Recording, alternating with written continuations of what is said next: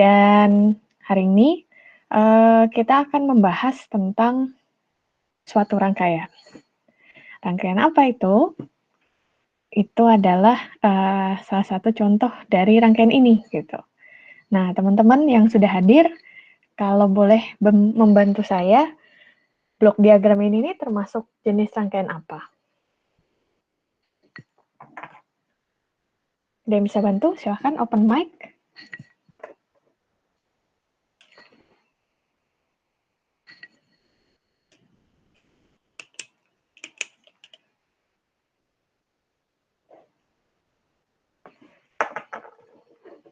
Ada yang baru berbunyi? Oke, benar, Hatami. Lagi di warung kopi ya? Kok nggak buka mic-nya? Tapi nggak apa-apa, oke, jawabannya benar. Kenapa dia rangkaian sekuensial? Langsung open mic saja? Atau nggak bisa? Baik, mungkin saya saja yang bantu. Oke, silakan. Nama Irham NIM 04191036. Kenapa dia rangkaian sekuensial? Karena dia tersimpan di memori, Bu. Baik, betul. Karena kenapa ini rangkaian sekuensial? Karena ada suatu blok memori di sana, begitu ya. Jadi pemrosesan input oleh rangkaian kombinasional, namun hasilnya tidak langsung keluar, gitu ya. Keluar bisa langsung ada menuju output, namun data-data yang diproses di combinational circuit sini akan disimpan di blok memori dan kemudian untuk diolah lagi. Seperti itu. Terima kasih Irham atas jawabannya. Dan hari ini kita akan membahas dua contoh dari rangkaian sekuensial, yaitu latches dan flip-flop. Gitu ya, latch itu kalau di bahasa Indonesiain artinya menggembok atau kayak apa tuh? Menggembok, menahan. Nah, kalau flip-flop ya artinya berganti gitu kan, kayak lampu yang kelap-kelip begitu. Dan di sini mari kita mulai ya pembahasannya tentang pembahasan kita buka dengan synchronous sequential logic dari sequential circuits. Jadi rangkaian sekuensial ini ada banyak macamnya, yaitu yang pertama sinkronus dan yang lainnya ya asinkronus seperti itu. Sinkronus maksudnya apa? Sinkronus berarti arahnya ke sebuah clock. Clock itu yang seperti detak jantungnya gitu, yang tugasnya untuk sebagai reference dari jalannya suatu pengolahan data, seperti itu. Dan setiap sistem digital itu komponen di dalamnya kebanyakan memiliki rangkaian kombinasional. Dan tentu bila rangkaian kombinasional itu ditambahkan dengan elemen penyimpanan ataupun namanya elemen memori, rangkaian ini akan bersifat rangkaian sekuensial, seperti itu. Dan di sini sebuah rangkaian sekuensial dapat menggunakan banyak sekali kondisi flip-flop, kondisi yang naik turun. Dan kondisi ini digunakan untuk menyimpan suatu data. Data itu apa? Data adalah suatu bit yang dianggap penting. Begitu ya. Jadi flip-flop di sini maksudnya adalah ya suatu rangkaian yang bisa naik turun, ada clock di sana. Dan dari kondisi flip-flop ini kita bisa kayak menyaring mana data yang perlu diolah dan diproses selanjutnya, mana data yang tidak perlu, seperti itu. Dan output dari suatu rangkaian sekuensial ini dapat dihasilkan dari suatu rangkaian kombinasional atau dari flip-flopnya, seperti itu. Atau bisa jadi dua-duanya ini diolah untuk mendapatkan suatu output tertentu. Jadi nggak semata-mata diagramnya akan seperti ini, begitu ya. Tapi bisa jadi output dari flip-flop juga diolah untuk menjadi suatu input, atau outputnya bukan dari rangkaian kombinasionalnya, tapi dari flip-flopnya. Seperti itu. Dan yang paling penting dari rangkaian sekuensial adalah adanya clock. Adanya clock ini yaitu suatu sinyal yang ada kondisi up and down. Seperti itu. Dan ini sebagai penentu apa? Penentu dari timing. Seperti itu. Kurang lebihnya begitu komponen penting dari rangkaian sekuensial dengan synchronous clock. Dan di sini salah satu contohnya adalah rangkaian latches. Nah, rangkaian latch ini bisa jadi kita nyebutnya dengan sebutan SR latch gitu ya. SR-nya ini apa? SR latch ini S-nya set, R-nya reset. Dan latch adalah bentuk sirkuitnya. Dan SR latch ini adalah suatu rangkaian yang menggunakan gate, logic gate NOR dan NAND seperti itu. Bisa, bukan NOR dan NAND, tapi bisa jadi NOR saja atau NAND saja. Dan kombinasi rangkaiannya adalah seperti ini, di mana dua gate NOR ataupun NAND itu di cross coupled. Cross coupled itu apa gitu kan ya? Intinya adalah hanya satu saja inputnya yang dihubungkan dengan clock untuk reset ataupun set, dan satu input lainnya dihubungkan dengan output dari NAND yang bukan dirinya, begitu. Dan di sini kalau kita lihat truth table-nya adalah sebagai berikut. Ketika set dan reset, dan kita beri suatu kombinasi tertentu, dan outputnya adalah ada atau tiada gitu kan ya, dan nilainya adalah saling berkebalikan saja.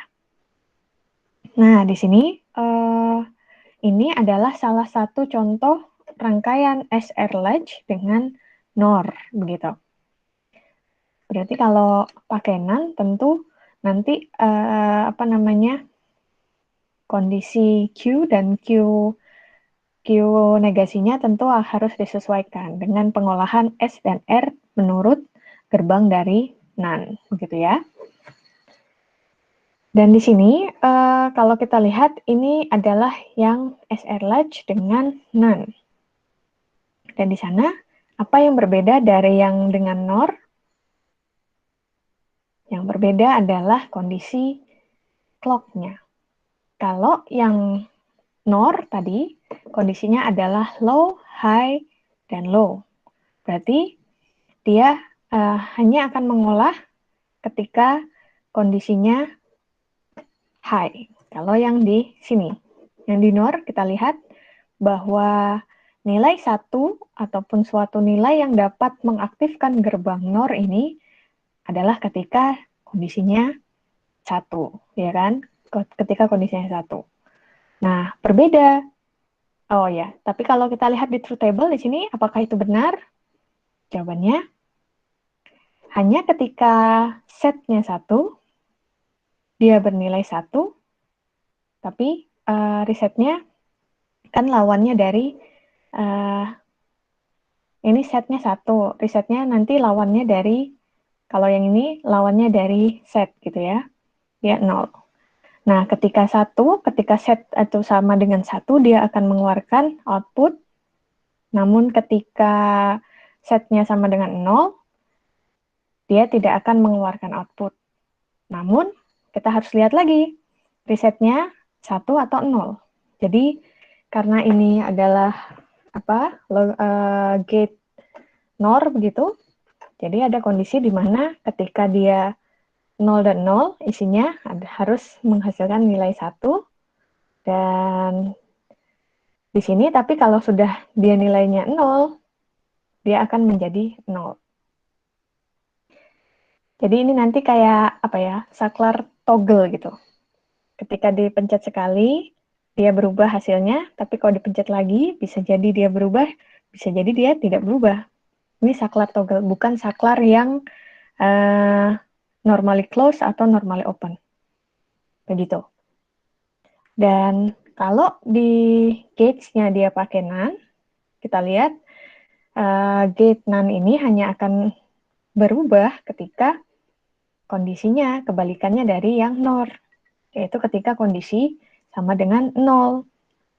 Dan di sana tentu kalau kita lihat truth table-nya hampir serupa, di bagian Q-nya serupa, namun di bagian set dan reset-nya yang sedikit berbeda, begitu. Itu salah satu contoh untuk set dan reset latch. Jadi ketika set dia bernilai gitu ya, dan ketika di reset tentu nilainya harus jadi 0. Dan di sini coba kalau kita lihat ya, 1, 0 harusnya bernilai 1. Tapi karena ini NaN, dia bernilai 0. Nah, ketika di reset, 1 akan menjadi 0. Namun karena depannya 0 ya resetnya tidak terlihat gitu ya. Dan ketika setnya 0 harusnya kan di sini 0. Tapi karena di reset dia menjadi 1. Dan seterusnya hingga ketika dia nilai setnya 0 adalah 1. Tapi ketika di reset, nah resetnya tapi bernilai 0. Sehingga ya nilainya tetap 1. Karena intinya proses yang dihasilkan sebelumnya itu tidak di reset, ya kan?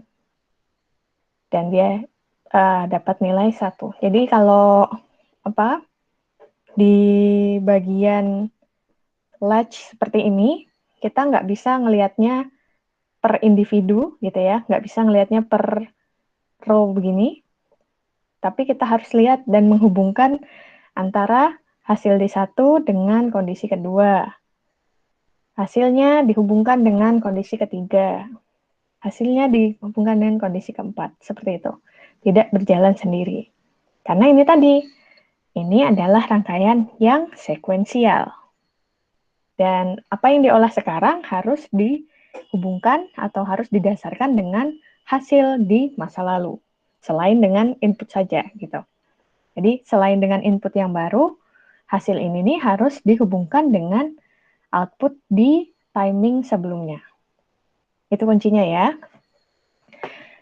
Begitu dulu untuk SR Latch.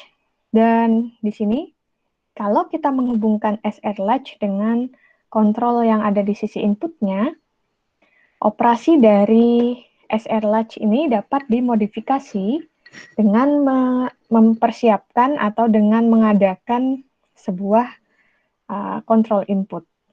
Dan kontrol input ini yang akan menentukan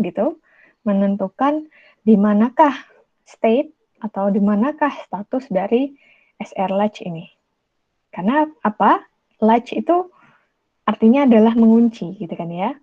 Berarti ada suatu kondisi yang harus ditahan, disimpan, atau ada kondisi yang harus di-reset. Gitu. Sehingga dengan adanya kontrol input, kita dapat menentukan status dari latch itu tersendiri. Dan ini gambar 55. Ini adalah suatu rangkaian SR latch basic dengan 2 input NaN. Nah, dengan 2 input NaN, kalau kita lihat ada clock, ini kontrol input ya. Ada set dan ada reset. Lalu ini adalah nilai Q-nya. Apapun nilai set dan resetnya, ketika kontrol inputnya masih 0, ya berarti outputnya tidak akan berubah. Namun, ketika kontrol inputnya sama dengan 1, nah baru kita lihat nilai set dan resetnya berapa. Karena nilai set dan resetnya 0, maka masih belum terjadi perubahan. Artinya, gate ini belum bekerja. Lalu, kita lihat lagi, oke, kontrol inputnya masih bernilai 1. Berarti sekarang kita harus mengaitkan input S dan R dengan kondisi yang no change ini. Dan di sana, ingat ketika inputnya set gitu ya, dan kita formulasikan NaN itu outputnya apa, Nah, baiknya kalau ngerjain ini ada list tabel itu aja biar kita nggak lupa gitu ya. Dan di sana dengan mengolah set 0 dan R1 didapatkan Q, outputnya adalah 0. Nah, di sini dilihat bahwa reset bernilai 1, berarti kondisinya harusnya adalah reset. Nah, terus kemudian ketika control input masih 1, lalu dilihat setnya adalah 1 dan nilai resetnya 0, maka kita lihat set 1 harusnya bernilai 1. Dan di sini, karena tidak ada perubahan reset di sana, ininya masih 0, maka state-nya adalah set. Dan ketika clock-nya 1, namun set dan reset semua bernilai 1, ini adalah kondisi yang di luar tidak dapat ditentukan ini kondisi apa. Kondisi state kah apa kondisi reset? Karena state dan reset sama-sama bernilai 1. Begitu. Nah, tentu nilai ini itu kayak kita mengontrolnya ya dari memprogramnya gitu ya. Ketika S sama dengan 0, R sama dengan 1, C sama dengan 1, maka state sama dengan reset. Ketika C sama dengan 1, set sama dengan 1, R sama dengan 0, maka state sama dengan 1. Berarti reset yang bernilai 0. Seperti itu. Dan ini salah satu contoh lain dari latch. Kalau yang tadi adalah set dan reset, karena kita tahu ternyata latch butuh 2 input, yang satunya set, berarti kalau nilainya 1, reset harus bernilai kebalikan dari set, gitu kan ya. Sehingga latch SR itu bisa disederhanakan dengan 1 input saja, tapi ada tambahan gerbang NOT di sana. Dan di sana akhirnya kita bisa tahu bahwa kalau kita menyederhanakannya dengan hanya 1 saja gitu ya, 1 saja input, yang paling penting ini adanya clock di sini, ataupun adanya control input di sini. Dan kalau disederhanakan seperti ini, tentu truth table-nya jadi lebih sederhana gitu ya, karena inputnya hanya 1. Dan di sana kalau kita lihat control inputnya adalah ketika nilai 0 berarti inisialisasi, kita tidak tahu apa yang terjadi pada D, dan berarti intinya kondisinya akan tetap di sana, tidak ada perubahan. Lalu ketika control input sama dengan 1 dan D-nya ini adalah 0, dan di sana kita lihat outputnya akan sama dengan 0. Ketika output sama dengan 0, D sama dengan 0 ini, dia berarti reset. Dan ketika control input masih sama dengan 1, namun D-nya berubah menjadi 1, maka Q yang 0 berubah menjadi mengikuti nilai D, sama dengan 1. Artinya ini menjadi state yang set. Nah, sebenarnya kayak rangkaian latch ini tentu akan dikombinasikan dengan rangkaian kombinasional lain kan ya. Karena dia itu intinya adalah sebagai kayak penanda suatu status tertentu. Haruskah diteruskan informasinya atau haruskah dibiarkan gitu kan?